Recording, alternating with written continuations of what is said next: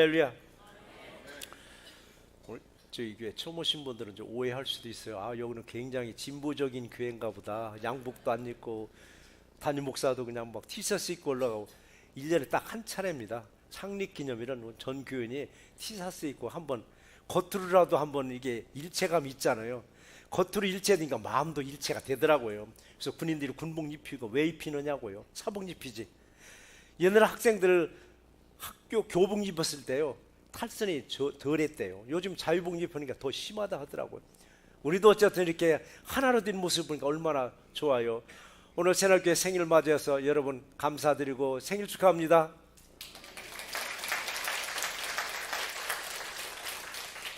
오늘 본문은요, 제 삶을 기록했기 때문에 제 삶이요, 그 다음에 목회 철학이 옆에 있는 거기 때문에 오늘 말씀을 이사야서 41장 10절로 제가 정했습니다. 제가 이 목회자가 되기 전에요, 저는 정 코스로 목회자가 된 게 아니에요. 목회자가 안 되려고 하나님의 얼굴을 뵈서 요리 빠지고 저리 빠지고 빠질 때에서부터 시작해서 오늘의 저를 여기에 세워지기까지 온 과정을, 전 과정을 8개 주제로 이 말씀을 주셨습니다. 오늘 본문에서는. 그런데 이 말씀이 저에만 주신 말씀이 아니라 저와 여러분들에게도 이 말씀을 주셔서 여러분이 가다가 앞길이 딱 막히고 여러분이 가는데 이 길인가 저 길인가 혼미할 때 이 말씀을 통해서 새로운 길이 열리는 놀라운 말씀이 되기를 주의 이름으로 축원합니다. 올해로 새날교회 나이가 18살입니다. 한참 이제 일할 수 있는 나이가 됐더라고요. 18년간 우리 새날교회는요, 그냥 한 발자국씩 어린아이와 같이 뛰었습니다. 왜 어린아이와 같이 뛰었는가? 나이가 어리니까요. 이제 18년 됐으니까, 이제 청년이 됐으니까 달려가도 되겠더라고요. 지금까지 우리는 천천히 걷게도 하시고 때로는 그냥 막 달려가게도 하시는 게 누구예요? 하나님의 강권하실 때가 있더라고요. 새날교회 18년을 되돌아보니까요, 순간순간마다 감동이더라고요. 순간순간마다 감격이었고 순간순간마다 우리에게 감사를 주셨습니다.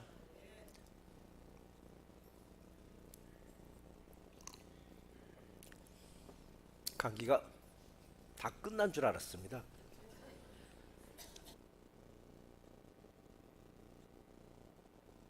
근데 저만 그런 게 아니라 성가대에서 계속 많은 기침을 같이 하더라고요. 저 그냥 장단을 맞추는지 그러시는데 가다가 자꾸 끊기더라도 좀 이해 좀 해주시기 바랍니다. 아직 기침이 자꾸 나와가지고 이제 그러니까요. 어쨌든 새날교회는 순간순간이 참 되돌아보면 그게 감격이었고 감사했고 그게 은혜였더라고요. 오늘 새날교회가 여기까지 온 것은 누구의 노력이 아니라 하나님의 능력이었더라고요. 하나님의 손길을 쓰니까 그냥 감사할 뿐이에요. 그리고 또 하나는 오늘의 있기까지 성도님들 한 분 한 분이 자기 자리를 잘 지켜주셨으면 진심으로 또 여러분들에게 감사드립니다. 18년 전 이 교회를 세울 때도 그래요. 목회자의 길을 갈 때도 그 얼굴 피해서 도망 다녔는데 이 교회를 세울 때도요, 하나님 강권하셨습니다. 목회자가 돼서 기관 목회를 하다 보니까요, 일선 목회가 아니고 너무 좋더라고요. 뭐 머리 아프게 그렇게 일선 목회를 하냐고. 기관 목회를 하다 보면 너무 좋은데 하나님 그건 아니더라고요. 너는 내 양을 치라는 얘기입니다. 너는 교회를 세우라라고. 근데 그거 싫었습니다. 싫어서 요리 빠지고 저리 빠지고. 그러니까 하나님은 목회를 할 수밖에 없는 환경으로 계속 저를 몰고 가시더라고요. 코너는 몰고 가니까 할 수 없이 가족들끼리 앉아서 예배 드리게 하더라고요. 예배 드리기까지 하기는 우리에서는요, 하나님이 얼마나 강권해 있는지 온 가족들 세상적으로 망신이나 망신은 다 당하게 하더라고요. 저만 당하면 괜찮아요. 모함에 걸어놓고 저뿐 아니라 제 와이프에서부터 시작해서 어린 아이들까지도, 그때는 어린 아이들이 중학교, 고등학교 있었습니다.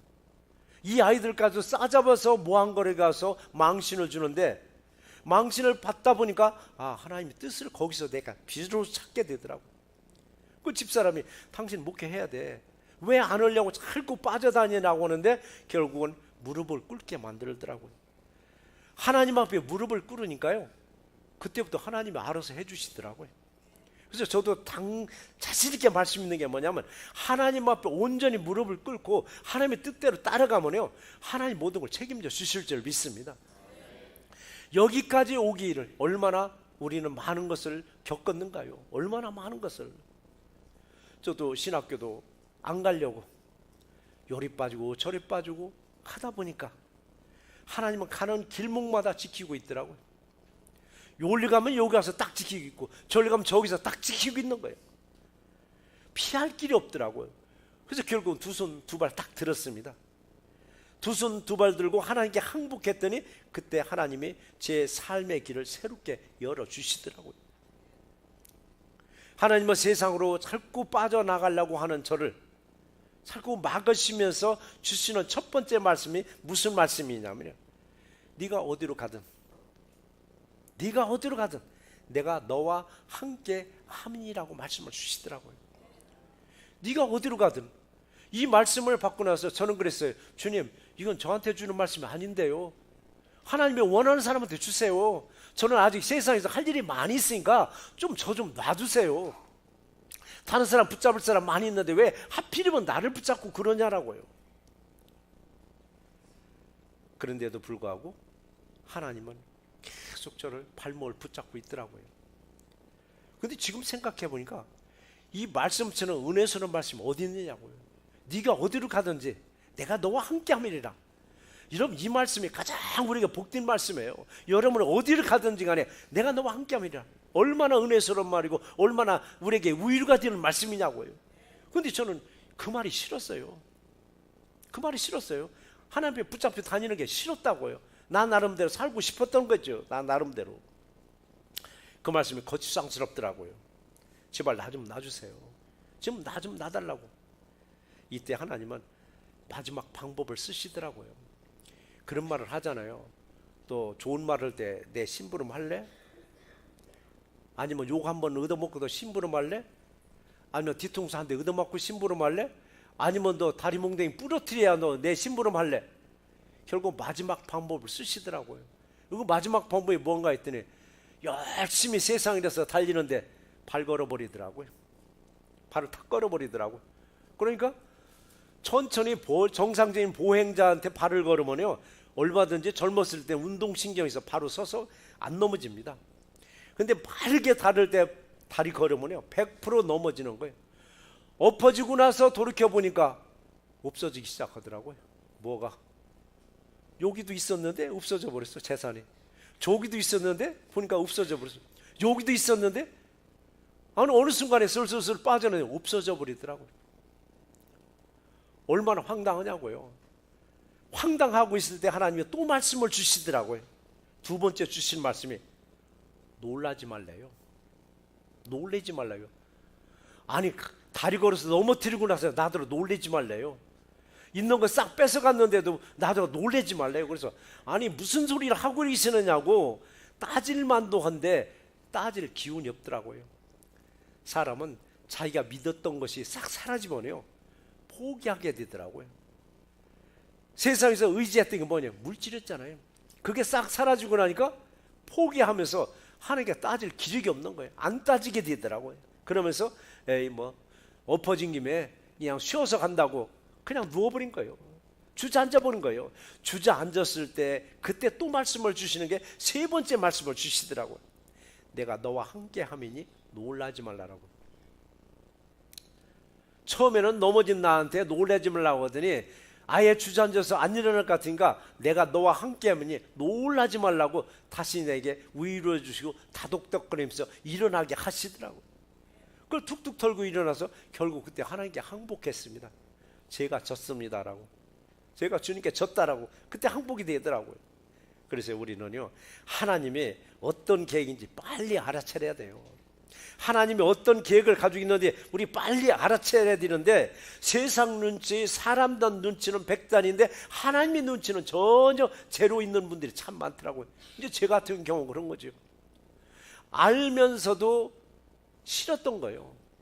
하나님한테 잡히는 게 싫어서 계속 거역하고 했더니 결국 발 걸어서 넘어뜨리고 나서는 아예 주저앉을 것 같으니까 내가 너와 함께 믿니 놀라지 말라고 저를 이렇게 세워주시더라고요. 그러면서 네 번째 주시는 말씀이 나는 네 하나님 됨이라. 할렐루야. 나는 네 하나님이 됨이라. 이게 처음부터 네 하나님 됨이라 말씀하는 게 아니야. 이미 우여곡절을 겪게 한 다음에 나는 네 하나님 됨이라고 그때서 말씀하시더라고요. 세상 사람들은 눈을 부릅뜨고 달려가요.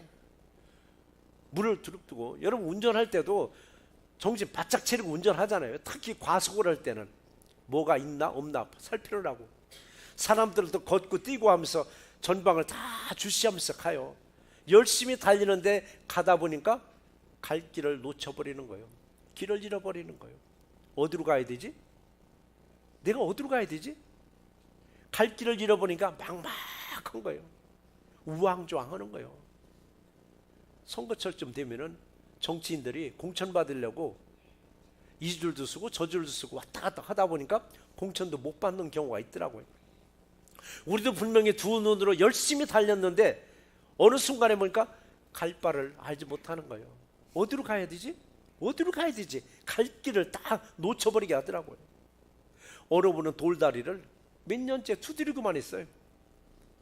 왜 그러냐니까 혹시 다리가 튼튼한가 아니면 부실한가 두드려 본다라고. 그럼 건너가세요 했더니 앞이 안 보여서 못 건너간다는 거예요.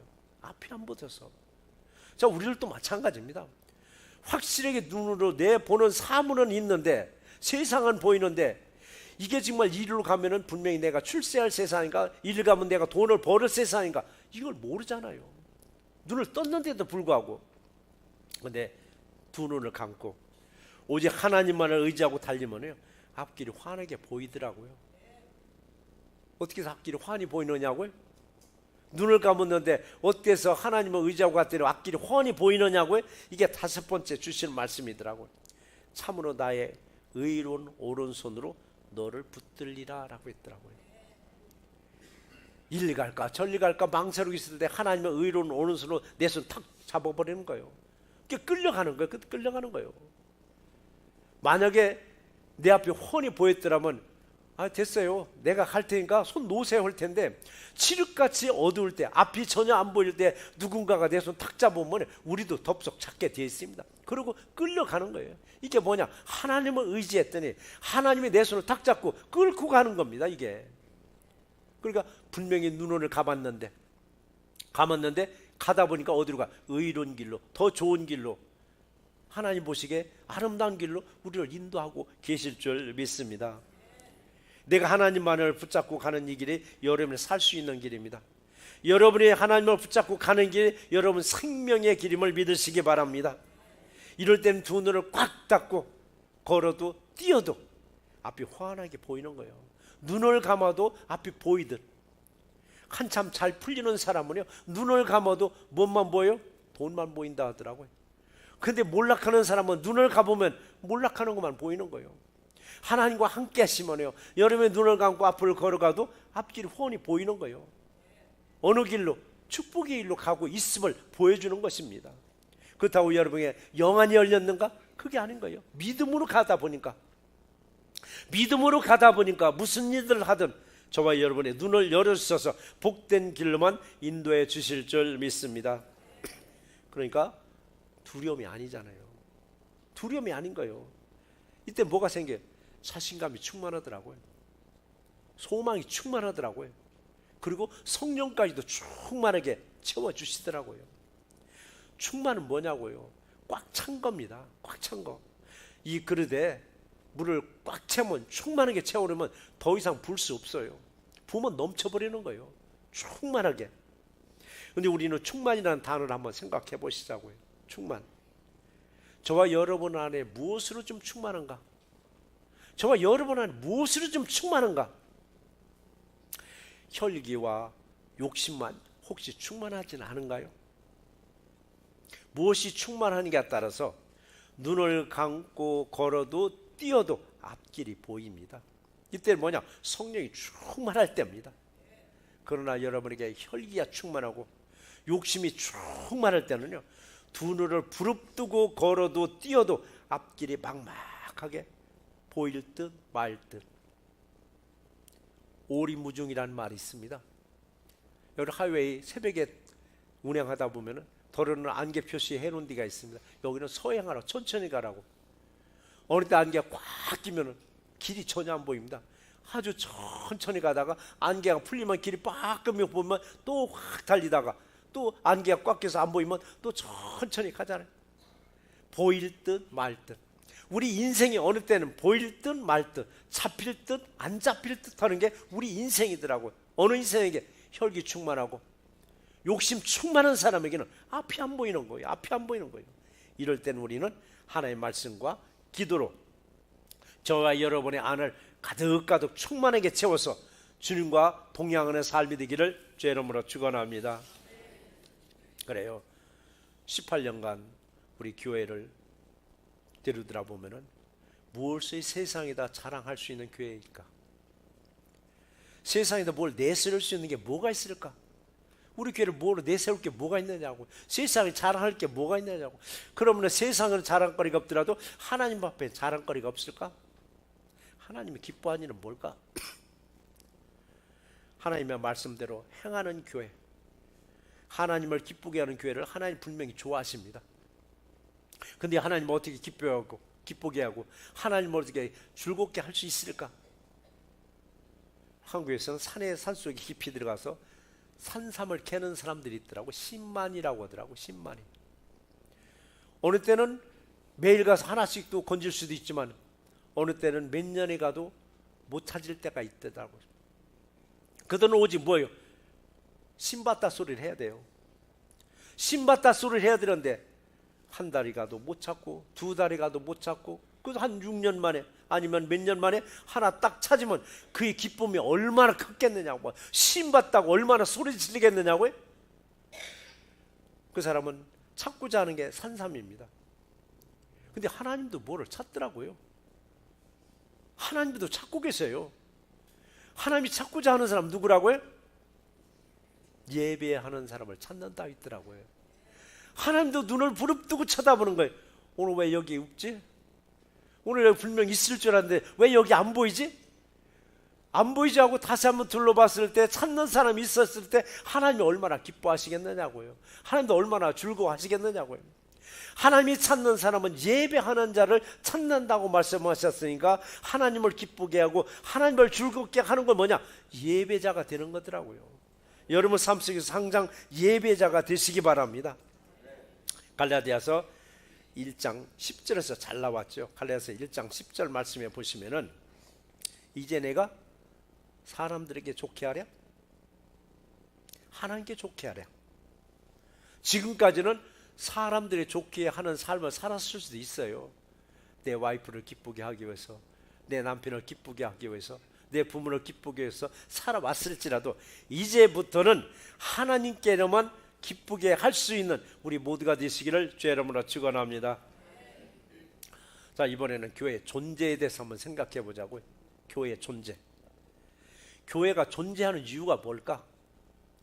뭐 금방 나와요. 복음 전도겠지라고. 복음 전도. 그럼 복음을 전도하려면 교회는 어디에 존재해야 되는가? 세상 속에 존재해야 됩니다. 교회가 망망대해 무인도에 가서 있으면 존재 가치가 있을까요? 아니면 산속 깊이 교회가 존재한다면 존재 가치가 있겠느냐고요. 교회는 세상 속에 있어야 교회로서의 가치가 나오고 존재감이 드러나게 되어 있습니다. 그럼에도 교회를 이웃들과 함께 하기를 거부합니다. 오로지 내 교인들만이 풍요롭게 누리기를 원하는 교회도 있습니다. 그런 교회는요, 앞으로 가면 갈수록 세상에서 고립될 수밖에 없습니다. 마지막에는 어쩌면 문을 닫기도 할 수 있습니다. 존재감이 드러나지 않기 때문에. 자, 새날교회는 지금까지 세상 속에, 사람들 속에 존재하고 있었습니다. 앞으로도 우리는 사람들 속에, 바로 세상 속에 존재해야만 됩니다. 새날교회가 세상 속에 존재하면서 할 수만 있다면 세상은 교회를 자랑해주지 않더라고요. 손가락질 하더라고. 손가락질은 뭐냐? 뭐가 잘못됐다, 뭐가 잘못됐다. 최소한 이런 소리를 들어서는 안 되겠다는 거예요. 세상으로부터 손가락질을 당하는 게 아니라 세상으로부터 참 칭송받을 수 있는 교회, 이런 교회가 세상의 존재감을 드러낼 줄 믿습니다. 그러기 위해서는 뭐냐? 누려야 되겠더라고. 함께 믿는 사람들만 누리는 게 아니라 믿지 않는 사람들도 이곳에서 함께 누리면서 복음이 자꾸 스며들어야 되는데 우리끼리만 나오다 오더라고요. 우리끼리 하다 보니까 이웃들에게 본이 안 되는 거예요. 교회가 존재감이 더 드러나려면 우리 한 사람 한 사람이 이웃들에게 본이 돼야 됩니다. 본이 되려면 어떻게 하는? 내가 조금만 양보하면 됩니다. 내가 조금만 손해보면 됩니다. 내가 양보하다 보니까 어느 순간에 내가 제일 꼬두머리 설 수도 있습니다. 아니 내가 너무 양보해서 뒤 꼬두머리 섰나? 라고 했는데 하나님은 가끔 카운터를 바꿔 설 때가 있어요. 제일 앞에서부터 시작하더니 내가 제일 끄트머리 가니까 거기서부터 카운터 할 때가 있습니다. 그럼 누가 승리자예요? 양보 내가 승리자가 되더라고요. 이것은 뭐냐? 하나님은 결코 우리를 손해보지 않게 하시는 겁니다. 내가 손해보는 것 같았는데 하나님은 어느 순간 뭐를 다 메이크업 해주시더라고. 넘치게 해도. 근데 그걸 손해 안 보려고 아등바등 하다 보니까 더 큰 게 툭툭 나가버리는 거예요. 이웃에게 덕을 세우는 건 뭐냐고? 양보해주고 조금 손해볼 때 이웃들에게 덕이 되고 본이 돼서 그들에게 우리 교회에 가자, 예수 믿으라 했을 때 그게 맥히는 거예요. 그러지 못하고 예수 믿으라, 예수 믿고 구원받으라 하면요, 아니 당신이나 잘 믿고 당신이나 천국 가라고 우리 핀잔받을 수가 있습니다. 자, 우리는 지금까지는 교회의 문턱을 낮추는데 저도 참 많은 노력을 했습니다. 교회를 예배만 드리는 공간이 아니라 함께 공유할 수 있는 공간으로 활짝 열어놨습니다. 그래서 많은 단체들이 이 교회를 이용도 합니다. 교회가 어떻게 하면 이민사회에 더 다가설 수 있을까? 교회가 어떻게 하면 이민사회에 기여를 좀 할 수 있을까? 어떻게 하면 될까 해서 돈을 남기는 영리적인 사업을 하면 안 되겠죠. 그래서 비영리적인 돈벌이가 안 되는 일을 우리는 많이 하고 있습니다. 매년 구정만 되면 이웃들 초청해서 떡국잔치, 별것도 아니에요. 그렇지만 별것도 아닌 것 같지만 오랫동안 이렇게 해보니까요, 이번 이제 이민사에서 알아. 아, 새롭게 구정만 되면 떡국잔치 100%죠. 그때만 되면 전화가 와요. 올해도 하시죠? 라고. 올해도 하시냐라고. 해마다 먹고 간 사람들이 교회 자랑하지 교회 비방하진 않더라고요. 우리 교회보다 더 큰 교회 사람들이 와가지고는 아니 우리는 어마어마하게 큰데 왜 이런 것도 못하지? 이런 것도 못하니까 저희 존재감이 더 드러나더라고요. 자, 몇 해 전까지만 하더라도 썸머 캠프에서부터 그리고 한글학교, BBS 다 무료로 했었습니다. 무료로 하다 보니까 좋은 것도 있었지만은 또 부작용도 있더라고요. 다 우리가 수용할 수도 없고 또 사람들 또 얼마라도 내고 하는 게 자존심이 산다 하더라고요. 그래서 일반 가격보다도 절반 정도로, 우리 교인들은 절반의 절반 정도로, 그리고 BBS는 지금도 무료로 지금도 하고 있습니다. BBS 광고 여러분 잘 보세요. 몇 해 전만 해도 각 교회에서 돈 안 받았어요. 어느 순간에 BBS도 돈을 받더라고요. 20불, 30불, 어디는 비싼데 100불도 받더라고요. 왜 이렇게 교회가 이렇게 돼가는가? 여러분 성경학교는 아이들, 예수를 모르는 아이들 데리다가 예수를 알게끔 하는 그런 행사인데 그거조차도 그렇게 받아야 되나?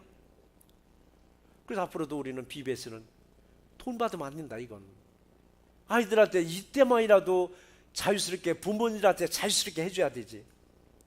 이게 점점점 세상은 각박해져 가더라고요. 없으면 오지 말라는 얘기입니다. 없으면 오지 말라라고. 근데 하나님 나라는 없다고 가고 있다고 가느냐고요?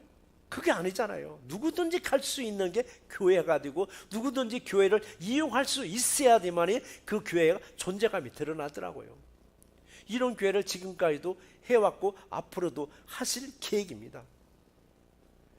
이럴 때마다, 행사 때마다 제일 수고하고 애쓰는 분들이 누가? 여러분들이시잖아요.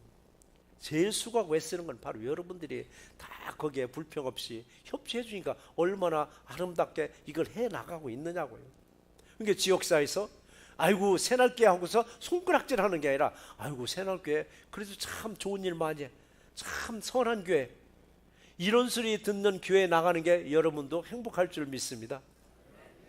어느 사람 만났는데 야 그 교회 왜 다니냐? 그게 왜 다니냐? 못 쓸 교회더라라고 하면은 여러분 다녀도 자부심도 없어요. 근데 그래 참 좋은 교회 다니네.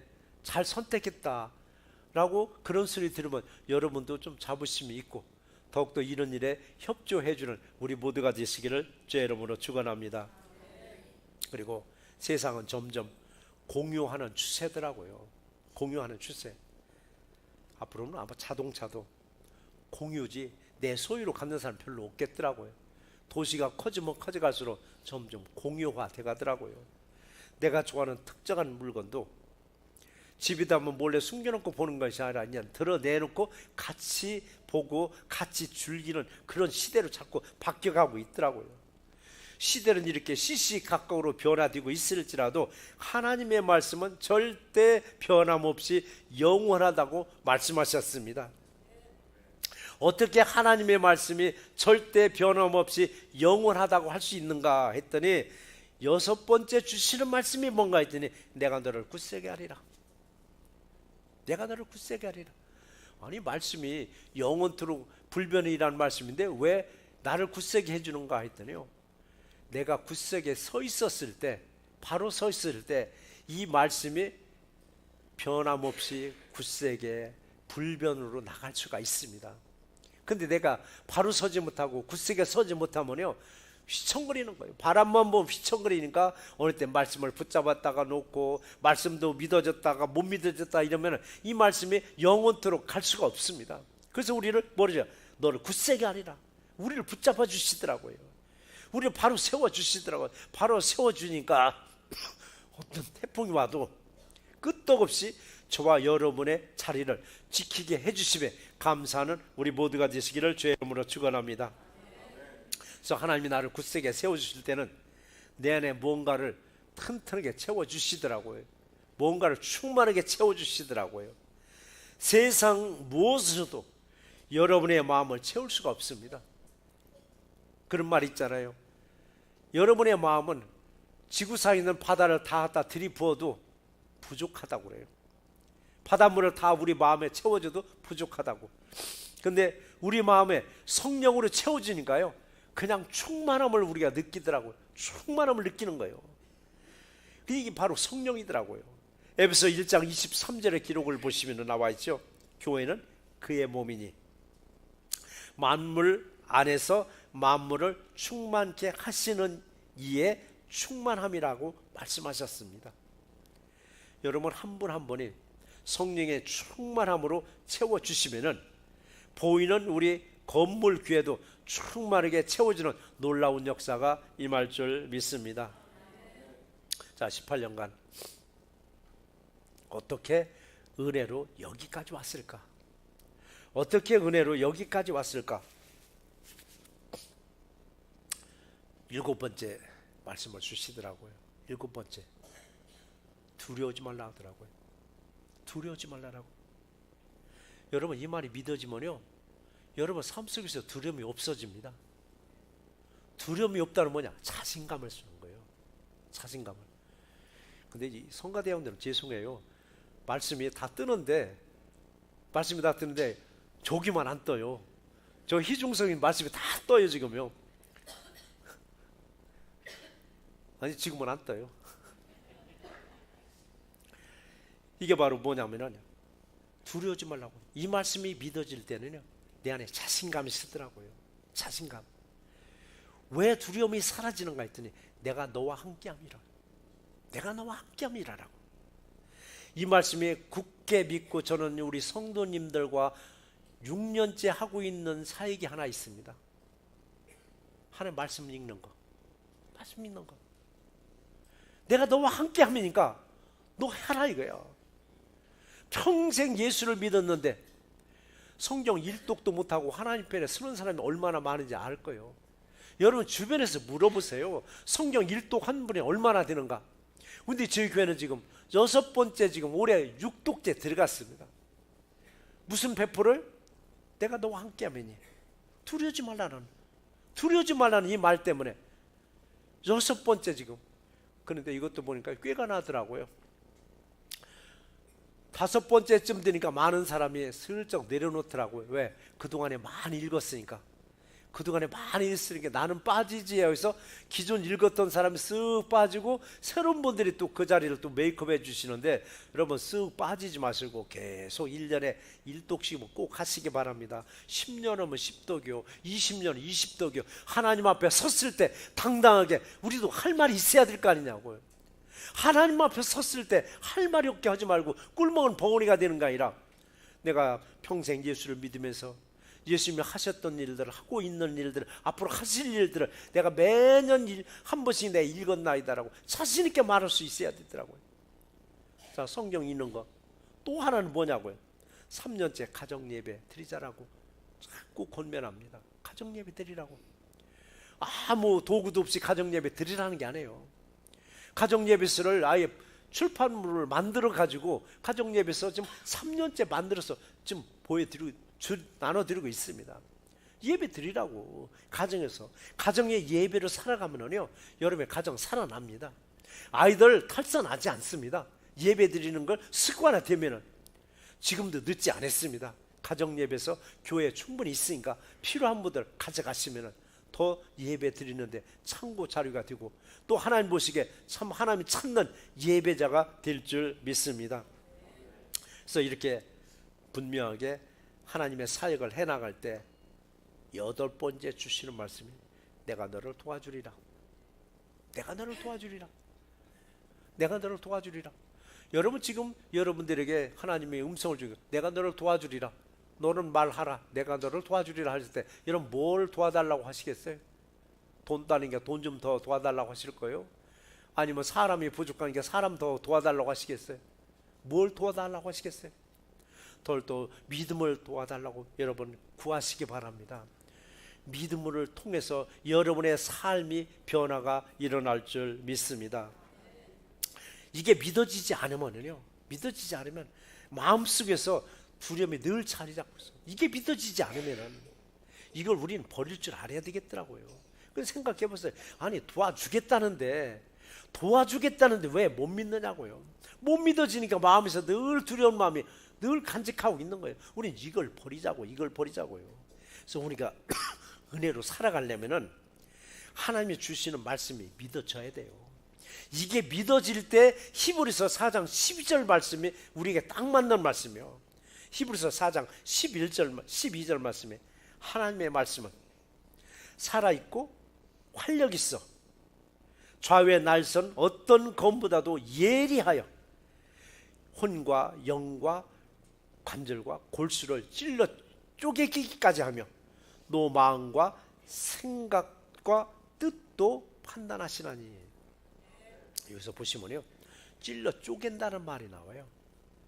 우리 이제 어느 때는 말씀을 듣다 보면요, 내가 이 말씀에 조금 은혜 받고 찔림 받으면요, 그걸 내가 참 찔림 받았다고 하는 게 아니라, 오늘 말씀은 아무개 집사님한테 하시는 말씀 같아. 아무개 집사님이 그 말에 꼭 찔렸을 것 같아라고.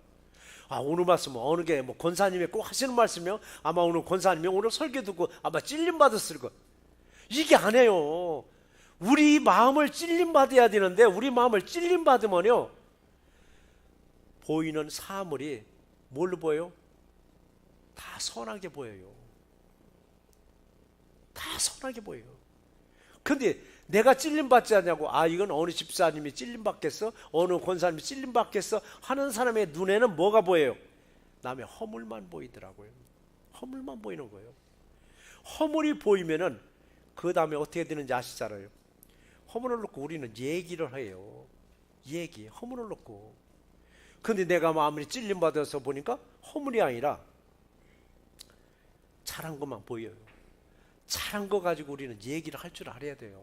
아무개는 참 뭘 참 잘해. 아무개는 정말 뭐도 너무 잘해. 우리가 그 눈이 열려야 되는데, 우리 마음이 찔림받지 않다고 남이만 찔림받아야 된다고 하니까 눈에 보이는 게 결국은 허물만 보이다 보니까 허물 얘기만 우리는 입에서 계속 나오게 만들어 놓더라고요. 우리가 내가 찔림받았을 때 저와 여러분의 가정이 살아납니다. 저와 여러분의 섬기는 교회가 살아나고 여러분의 기업이 살아나고 우리가 살고 있는 미국 이 땅과 우리 대한민국이 다시 세워질 줄 믿습니다. 자, 18절을 우리는 하루같이 함께 하시는 하나님께 늘 감사하시기 바랍니다. 18절은 하루같이 우리 교회를 위해서 또 저를 위해서 기도하시고 협력해 주신 모든 분들에게도 하나님의 한량없는 은혜와 축복이 넘치시기를 주의 이름으로 축원합니다. 오늘 말씀을 한번 정리해 보겠습니다. 새롭게 나이가 이제 18살이니까 청년기로 이제 들어섰습니다. 청년이 된 새롭게는 세상의 빛과 소금이 되고자 합니다. 오늘 여기 있기까지 하나님은 말씀하셨습니다. 네가 어디로 가든 내가 너와 함께 함이니라. 이 말씀을 의지해서 사역을 하다 보면요, 때로는 앞길이 막힐 때도 있었습니다. 어느 길이 바른 길인지 판단 못하고 방황할 때면 또 말씀을 주십니다. 참으로 나의 의로운 오른손으로 너를 붙들리라. 예수님의 의로운 오른손으로 내 손을 붙잡을 때 나는 누구의 손인지도 모르고 붙잡았습니다. 예수님의 손과 내 손이 하나가 될 때 또 말씀을 하십니다. 내가 너를 굳세게 하리라. 내가 너를 도와주리라. 이 말씀처럼 지금까지 새날교회를 굳세게 세워주셨습니다. 바람이 불어도 끄떡하지 않도록 버틸 수 있도록 도와주셨습니다. 지금부터 예수님부터 지금까지는 예수님부터 도움을 받았지만 이제부터는 우리들도 세상을 위해서 빛과 소금의 역할을 더 감당하는 우리 새날교회와 우리 모두가 되시기를 주의 이름으로 축원합니다.